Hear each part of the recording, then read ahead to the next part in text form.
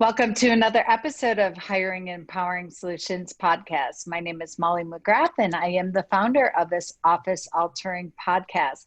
If you're a first-time listener, welcome. If you are a returning listener, welcome back. You can check us out at hiringandempowering.com and just click on the podcast tab there and listen to our previously recorded podcasts.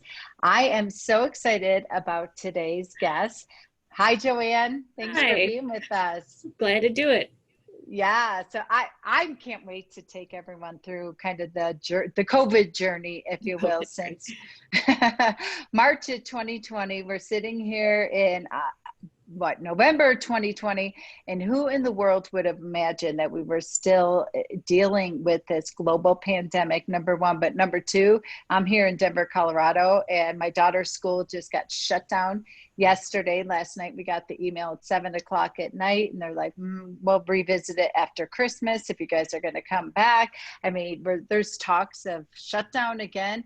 And so many firms, when this hit in March, people were like, oh, well, this is going to be a temporary thing. We'll just wait and see what happens with this. And your firm, you in particular, are the walking poster child for, feeling the fear and doing it anyway. So I want to, first of all, JoAnn Radtke is with letstalkestateplanning.com, the law firm of James Miskell.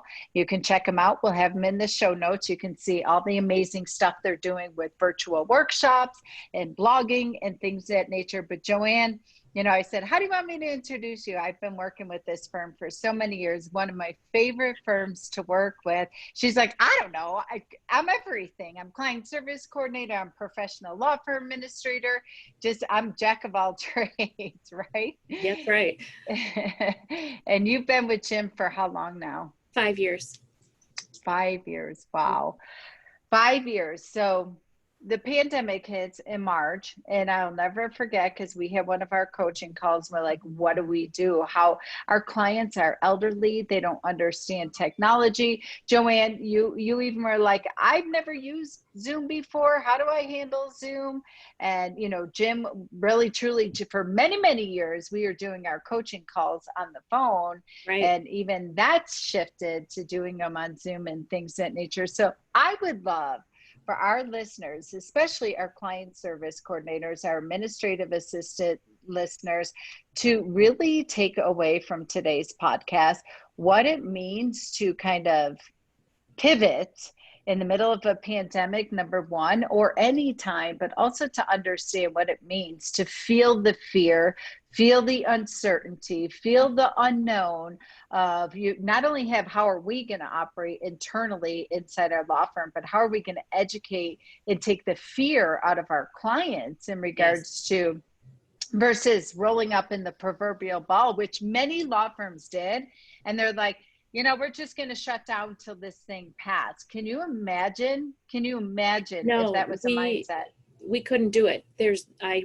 My first panic would be that we won't have a law firm. We won't have a job. And my second panic was, God darn it, I just set up this great big seminar with all these people, and now we can't do it at the hotel. What are we going to do? I don't want to lose this client list. How are we going to recover from that? And that's when we had to learn Zoom.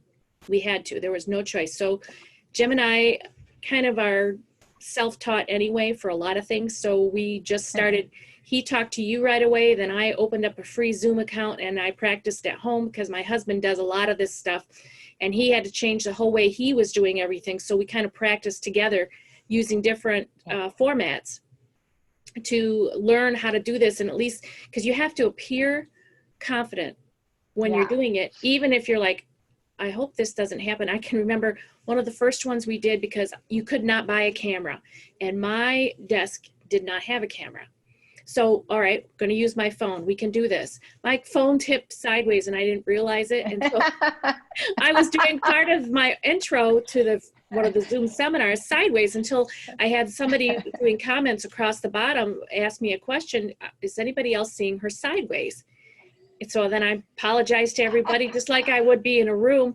tipped the phone back up and said, okay, here we go again. You have to sort of act like it's all okay. It's like when you go on stage, no matter what happens, the performance has to go on. And if you smile and make light of it, usually you get along better because people see that, you know, this is not, you know, anything out of the normal every day for us, just like it isn't for them. So that was pretty good. We laughed and kept right on going with that one. But we managed to pull off that first seminar by Zoom. That was I answered the chat questions as they'd come up. He's in the other room. So he did the seminar in there and I could hear him through the wall. And then I would watch the screen, and when somebody would send a question across, then I would answer it in real time as he's talking. And then if I couldn't answer it, I would leave it so he could see it and answer it at the end, or I'd knock on the wall, you know, say, we got a question, take a look. So we were very informal because we had no other way to handle it. But I think people liked that because we seemed very genuine. And a lot of people struggled too using Zoom their first time. So you had to make sure that they had more than one way to do it. So you had to make sure that there was a way to do it by phone, that there was a way to do it on their laptop or tablet, and a lot of education went along with it. My emails going out, my first batch of emails for a seminar, I had to send how to use Zoom best practices. And then I was researching better ways to teach some of the older people how to do it. And I found a really good YouTube video that was like basically simple, click here, click here, click here. So they could feel comfortable doing it before they met with me. And then if they wanted to do a practice before the actual seminar or before their first appointment, I would arrange to do a private practice with them myself before that they got on with Jim. And if they did that, then usually they would calm down. Then we went through this for a little while when Zoom had the reputation of not being safe. And we had to overcome that because they changed immediately. They fixed that problem and they are completely safe to use. But some of our clients were very, very leery of it. So we did some things by phone instead. I even received a few faxes that I had not, my fax machine hadn't been used in eons. And my fax machine will go off behind me and I'll go, what? Oh yeah, it's a fax, because they remember how to fax. So they could do that if they couldn't scan. But a lot of pictures on their phones were sent our way too.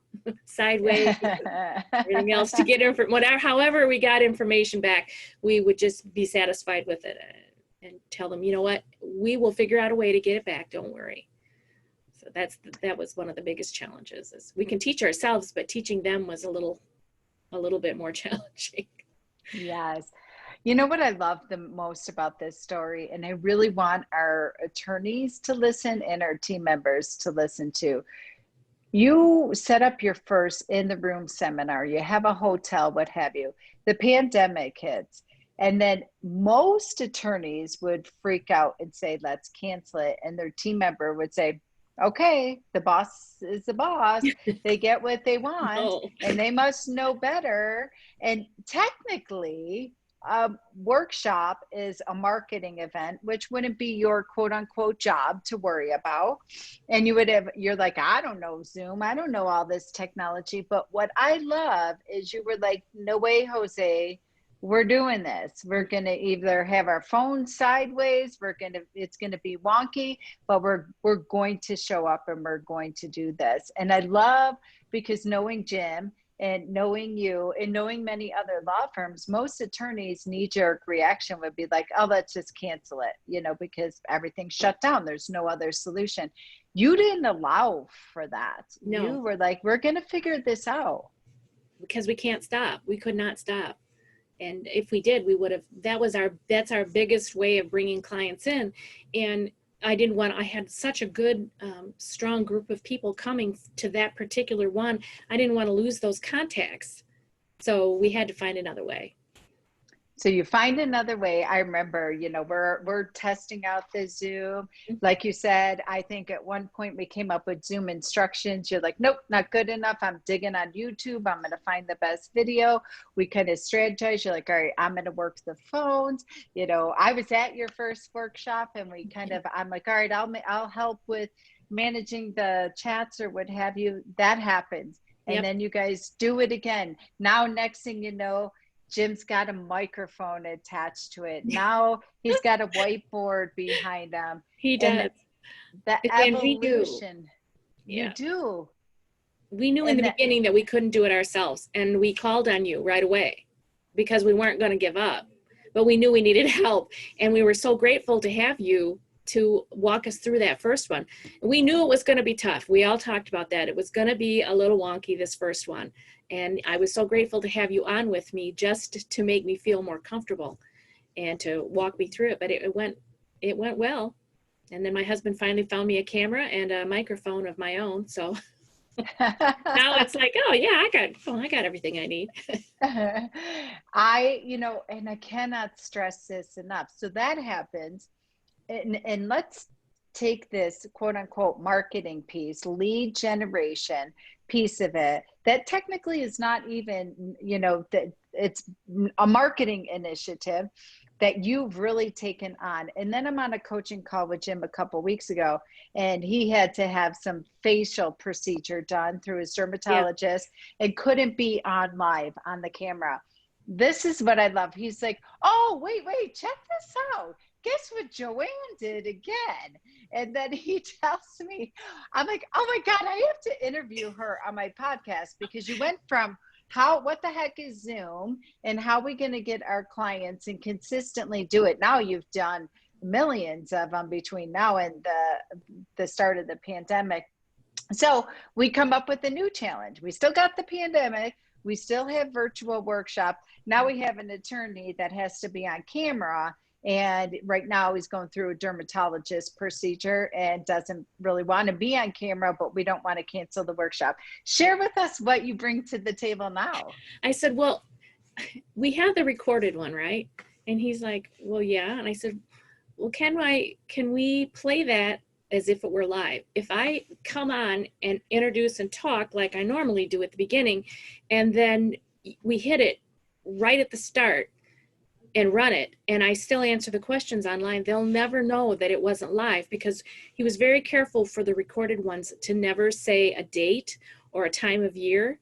And so only thing I did was, we didn't know exactly how this was going to work. So I wore the same jacket that I wore during the one that he did, the pre-recorded one. So if we had to, if part of it rolled over onto me, you would still see me in the same jacket. You wouldn't realize that it was a different recording. But that worked out really well, and we had to practice it. So we had our doors open. People probably thought we were crazy. We're running back and forth between the two offices to make it seamless as to when to click the button to start it, so it looked smooth. But it went really well, and I'm so glad, because we had advertised it as a live webinar. We wanted to make sure that it seemed like a live webinar. So that's what we did. And we didn't give up on that one either. I said, no, we can't quit, Jim. And I'm not changing the date. I'm not. So. Oh my goodness. Yeah. You're the perfect definition of truly like owning in your bones what we call entrepreneurs in entrepreneurs world. Your name might not be on the building, but you are just as invested as an entrepreneur and the attorney with their name on the board. So you do that for the Evergreen webinar. You're like, nope, we're not canceling the date. We're not moving it. We need leads. We need to service families. We want them to come see us versus going down the street and get very bad planning and information. And then now comes the signing meeting. Let's talk about that, because most firms, I have had several law firms tell me, well, we've canceled all signing meetings. They were saying that in March, in April, in May, and still in September, they're like, well, we're just canceling all signing meetings because you need to be in person. Like, oh my gosh, you need to talk to Jim and JoAnn. Talk to us about what you did there to pivot. Well, drive-throughs were open. So we figured, why can't we do our signings that way? So if you do your document review and everything up until the point of signing, and then just have them pull in the parking lot and we'll go out. And I was lucky at that time, my daughter was helping out. I had all my college kids home from school for COVID. So she came out because at that time our building emptied out to nothing. So we didn't have any of our normal witnesses. So that was going to be a bigger issue for us than anything else. So we just arranged it so that they could pull into the parking lot. I had everything on clipboards, flagged, color coded, and then pass it in the window, do the oath, put it in a quarantine box. I took a postal box and I put it up to the window, and they slide it in the box, and we would set it aside for quarantine. We had gloves, we had hand sanitizer, and then I had Jim buy like 12 clipboards, and we would sanitize the clipboards, before each. So I would have enough to leave in the quarantine box and still have a set out to use. And it's worked really well. We've gotten really fast at it now. So we can walk right out, do the oath, get them out the door, and prepare people for it. And they seem to get a kick out of it. It seems to work really well. Every now and then we'll have somebody who will, can I come in the building? No, stay in your car, be safe. We'll be out. What are you driving? It's raining. Yes, I know. Here we go. He's got 2 or 3 golf umbrellas in his office. And we did that. And even when I broke my ankle, I was on a scooter. And so I would just scoot out to the parking lot with the plans in my basket, and we would stand out there and do the signings, and then I would scoot back in. They got a kick out of that too. I said, you can't miss me. I'm the one on the scooter. They didn't know what I looked like, because some of them didn't, at that time, didn't do video Zoom. They just listened. But now everybody's pretty much on video. But we've kept rolling. We were just about ready to have a meeting to work our way back into in-person meetings. How are we going to do it? What kind of restrictions are we going to place on ourselves to keep people safe? What are we going to do when the numbers started to go again? So we're just going to stick with what we're doing for a while longer, because we obviously have a large group of people that are high risk, and you just cannot take the chance of passing something on by accident. And if people try to push back on me a little bit, I explain to them why we can't. And if I have to push further, I'll tell them about the deaths that we've had.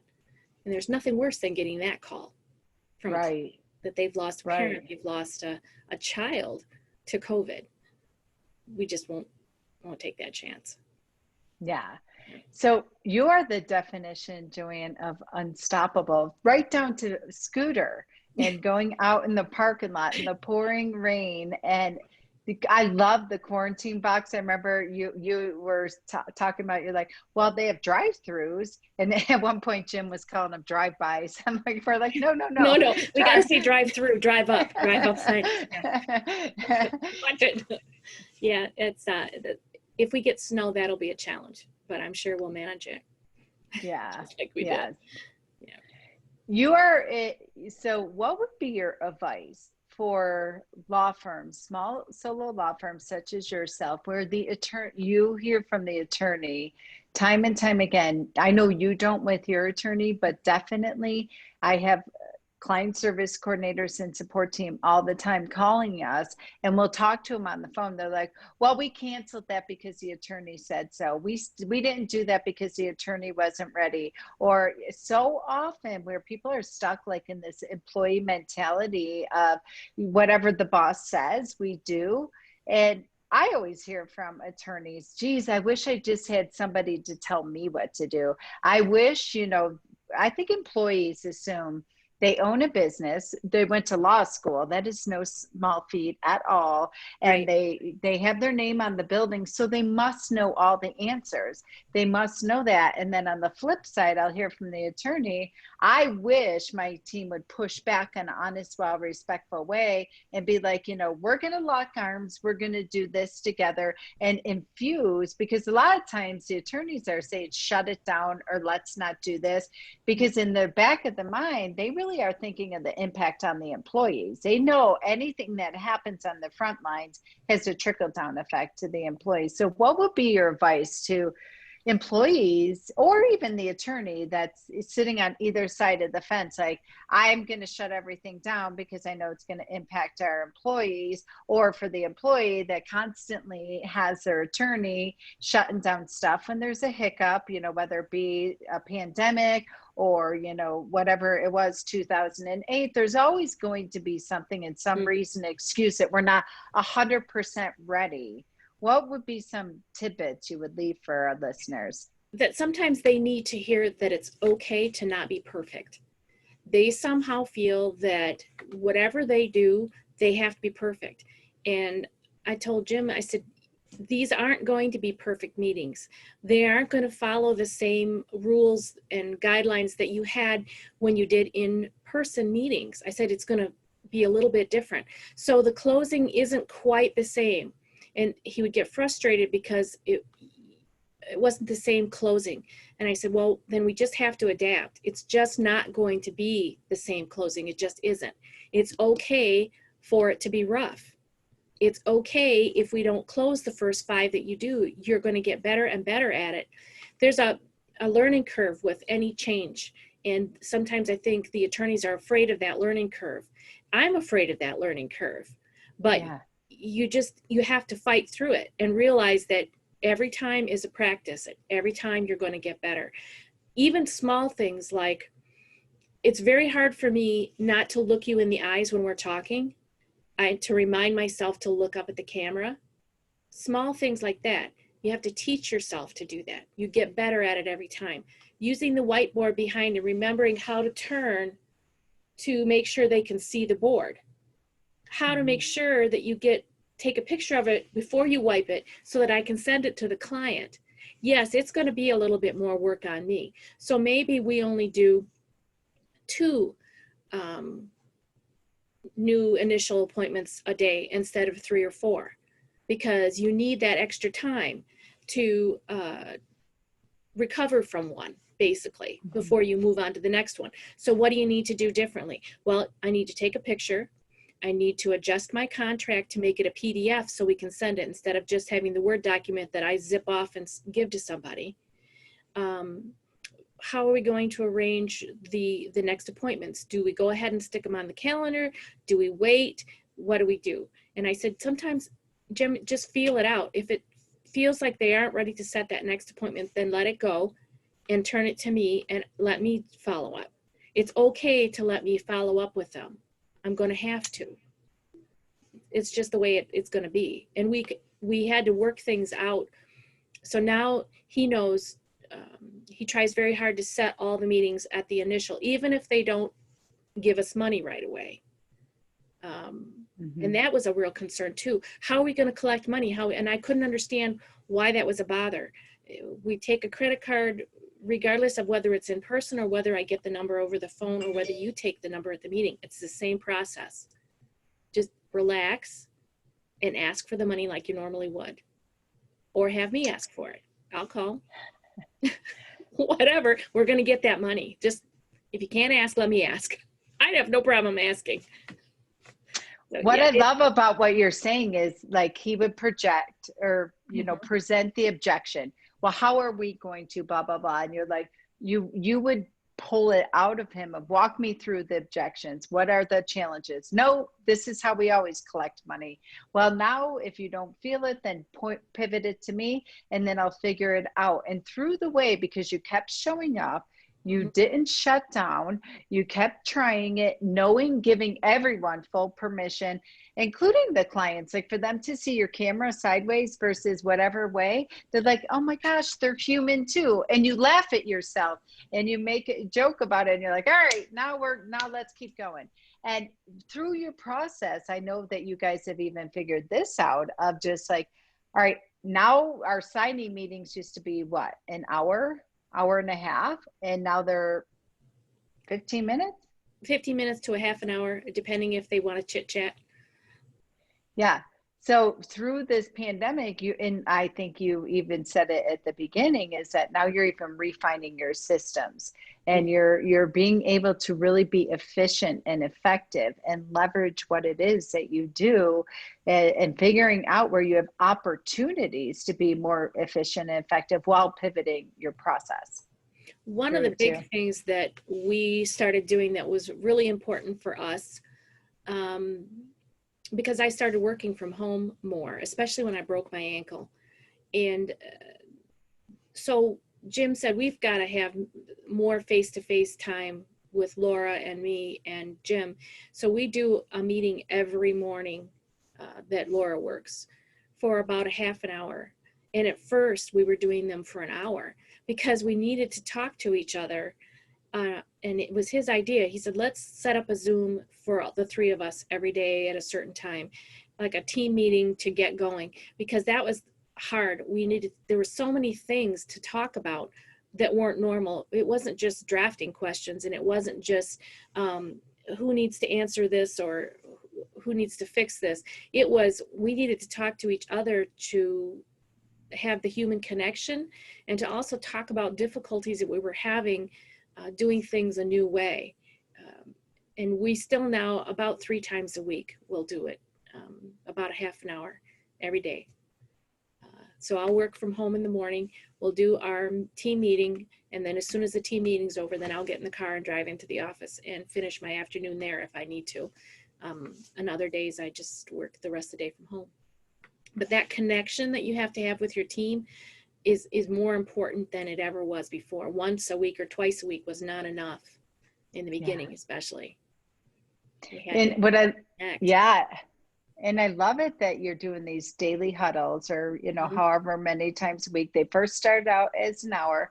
Now they're down to a half hour. But again, I'm sure because you're connecting, you get in real time the thoughts that Jim's thinking. For example, I will give you an example. When Jim and I were on the call and we were talking about like the evergreen webinar versus the live one, what have you.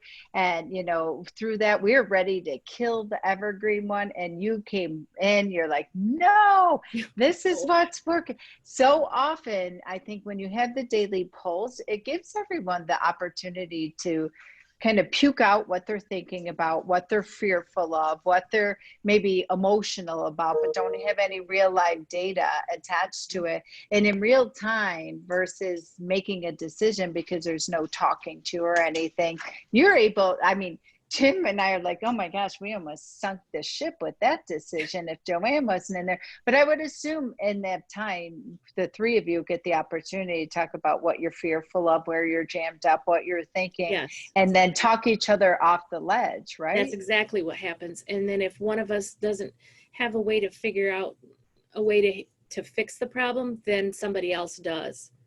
And also, because I talk with the clients all the time, the changing attitudes of people, I can tell them, well, this is what I experienced in my batch of calls that I did yesterday. This is what people are asking me now.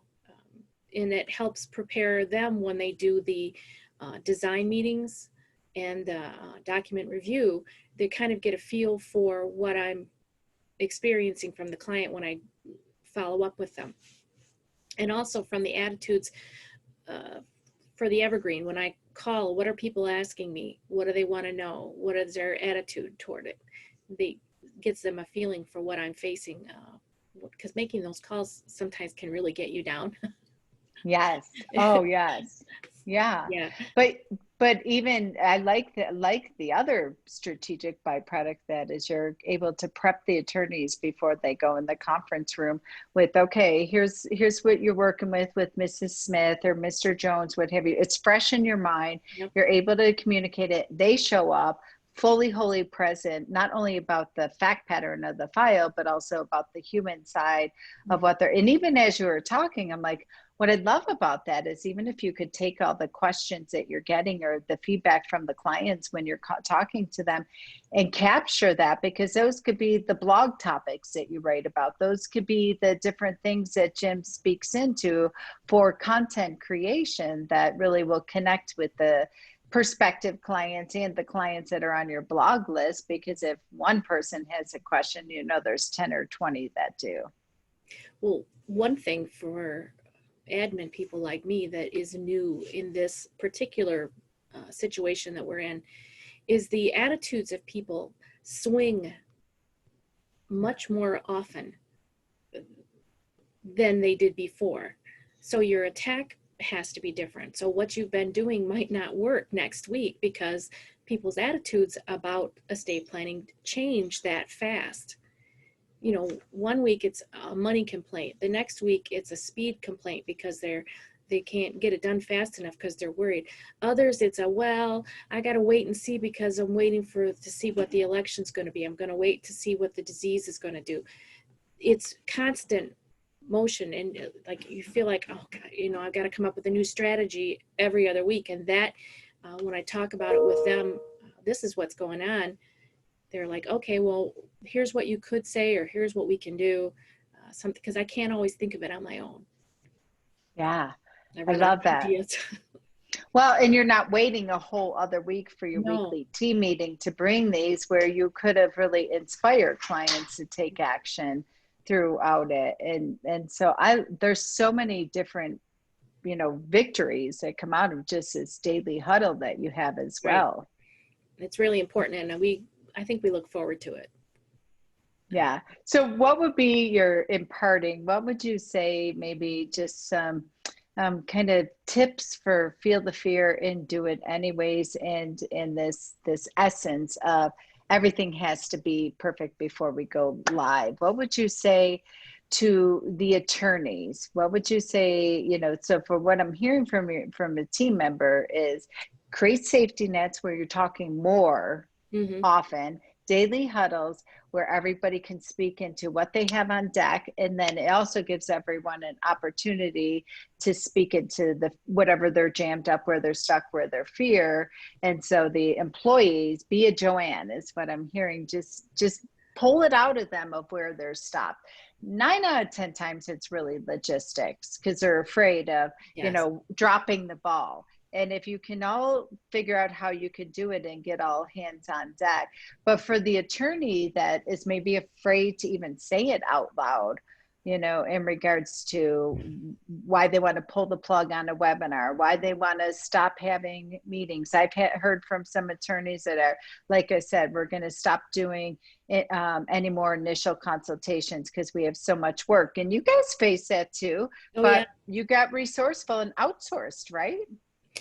We have turned to our little bubble, we call it, of people in our families to branch off to take some of the stuff off me. And Laura needed to help me with probate because I couldn't keep up. And Jim's daughter is doing some of our scanning for us now because the kids at home have a lot of time on their hands. And so we've turned some of that over to them. And I also have to tell people it isn't going to be as quick as it normally would be. It's going to take time before we get this to you, but we will get it to you. Priority mail, they stopped doing our mailing here at the building, so I have to do all the mail myself. It means I package it all up. I have to do the postage, the tracking, everything myself. So everything is more steps and it takes a little bit longer. I just warn people to warn them that it's not going to be the way it was. And that's fantastic. It's okay to have trouble, and it's okay to ask for help from all of us. Every one of us needs help from the other one, and you have to talk about it. It isn't going to be the same. The numbers aren't going to be the same. Even the way you do your reports aren't going to be the same. It can be very depressing at first when you start to do your reports, but then you have to realize that it isn't the same atmosphere, so the reporting isn't going to look the same. It's okay if it's not quite as good as it used to be. Maybe you don't hit 90% or 80% with your initial consultations and turnover. Well, maybe because some of them don't go until 2 months down the road, so it's not going to show. But you have to keep going. You can't quit. If you give up and stop, then you have this dead zone where nothing's happening, and that's not good for anyone. And it will take you forever to recover from that. 5-6 months would have you, because you know, if anything, what I love is that what you just said is you have to keep going. But even though you're not going to hit your numbers of 80% this month, the 10-15% that you're losing this month will show back up in a month or two. But that wouldn't have happened if you guys stopped in March. Because you showed up in March and you've evolved so much even since March, you wouldn't be where you're sitting today, whether from a number perspective, financial perspective, how many families you serve, but also the comfort level that you had. You wouldn't have had a couple of fumbles to do the evergreen webinar and make it look live, and you even were like, I'll wear the same jacket, and now with the signing meetings, now with the daily huddles, and who knows what's going to come up next week. You don't know, but you've been practicing and practicing and practicing, that any next hiccup that comes, you're like, oh, let's give this a try. Exactly. You have to try, and you may fail, and it's okay. But you have to tell each other that. And the attorney especially, because a lot of the stuff rides on his shoulders. He's worried about making sure the payroll is met, making sure that you have a job, making sure he's successful with his clients and with his financial advisors. He's a whole host of people that he has to be successful for. But I guess one of the best things I ever heard was I had a person call me that, I've been calling attorneys and nobody will see me and nobody will do anything. You're the first one that has answered the phone. Oh, okay. Yay. Well, come on. Oh, that's a win. That is a win right there. You have to be present to play. So you have to be present to play. I'm going to quote you on that. That's phenomenal. And wouldn't you even say like it's not even a failure? So your camera's sideways. So you know, whatever. It's not even a failure in the eyes of the client, right? No. I mean, they all got a kick out of it. It was funny. And I think I remember you saying that, you know, you have people that now call after seeing the workshop and the webinar and things of that nature. And they're like, I want to meet with the guy. I want to see the guy, right? Yeah. Isn't that what they Red wagon. Yes. I saw it. I want to meet with him. I said, okay, we're ready. Yeah, and they're referencing some of your props that you're using to communicate stories and strategy. And they're like, I'm up the red wagon, which is one of your strategies to really visualize one of the steps in the process of estate planning. That's right. It's so great. It's our code word, the secret code. Stay all the way to the end for the secret code. Oh, I love that. Yeah. Oh, JoAnn, thank you so much for your time. I really want our listeners to take away, whether you're the attorney or whether you're the client services coordinator, there is absolutely nothing that you cannot tackle. If you have workshops that you're putting off, get visible, start doing the webinar in the workshop model. It works, especially, and it's honestly not going to go away even after this pandemic. The elderly, our populations honestly have been conditioned. We're 9 months, 10 months into this. So that's how you get your knowledge. And that is the process that you typically begin with any service that you have, is starting with a webinar or a Zoom or a video or something of that nature, right? Right. It is. And even for you, I had to watch a couple of YouTube videos so I could get faster at making fillable PDFs, because it became very important that we had fillable PDFs. You have to teach yourself constantly. And that curve, you know, the population is going to adapt, and they did. It took a little while, but they're all learning and adapting and coming on board. So you just keep going. And they're finding they like not having to drive to the attorney's office. So that's something we'll probably always offer, is a Zoom meeting. Yes. And JoAnn, you know, what would you say? Are you a person who loves and embraces change? No. No, I don't. But I don't give up. And I like to learn new stuff. So I try to take it as a challenge. Okay, so I'm 56 and I don't know how to do this. Well, that's stupid. I can learn anything I want to. So I take it as a challenge. I don't like change, but I also don't like being left in the dust. Oh, I will not. A mic drop. So, no, we're not going to be left in the dust. And I'm hoping that from this experience too, I think for all of us, it's important to know that coaching each other, but to have a coach like Molly is very important for the attorney, because they need somebody outside our little bubble to talk to. And it's important to let them to have that. They need somebody else outside of it to look at what we're doing, because we can get too introverted to, we're just so into what we're doing that we can't see anything else. It's a small group of people. So you need somebody outside to shake you up, to make you look, to give you a goal that you maybe can't meet. So I can't meet my dollar goal. Well, dollar goals are supposed to be hard to meet. If you met them, then it wouldn't be a goal anymore. So you have to constantly be striving, and you need somebody to lead you outside of your little bubble. So if your attorney talks to somebody outside your bubble, you can't feel bad about that. They need that. Let them do it. Encourage them to do it. Oh, so that is so great. I love that. That so often I'll hear, and I'll say this in closing, attorneys, stop with the story that your team doesn't like change. Stop with the story, you know, that it's going to be too hard, or the how are we going to get this done? To JoAnn's point, I'm going to watch a YouTube. I'm going to figure out a fillable PDF. I'm going to figure out a better way to get our clients instructions. I gave her some Word documents that we found, and she's like, oh, I'm going to better this. I'm going to make it easier. I'm going to make it, because she listened to the client. She's like, all right, I need something that's easier for them, and kept going and moving. And I love it. No, I don't love change, but I don't like being out of a job. I don't like to be out of business, and I absolutely don't want to be left in the dust. And take the words of your clients. I called law firms and they're not returning my phone calls. They're not even picking up the phone. So you being there and stepping up and showing up will make all the massive difference in the long run. Absolutely. Don't give up, and don't feel bad when it doesn't work out the first time. You'll find another way. Yes. Oh, JoAnn, thank you so much for being our guest today. I really, really appreciate all of your wisdom that you're going to share with our firms. Oh my goodness. I can't wait to hear from our firms that are the support team members. If you're listening to this and you're ready to kick your attorney in the butt and hold their feet to their dreams, please reach out. I would absolutely love to support you.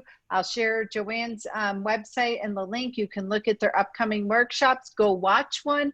And if you're an attorney and you're like, I don't know how to start with this webinar stuff, I would love for you to go and watch their workshops, attend their workshops, see what they're doing. And by all means, reach out if we can help you in any way. Be glad to. All right, JoAnn. Thank you. Bye. Have a great day.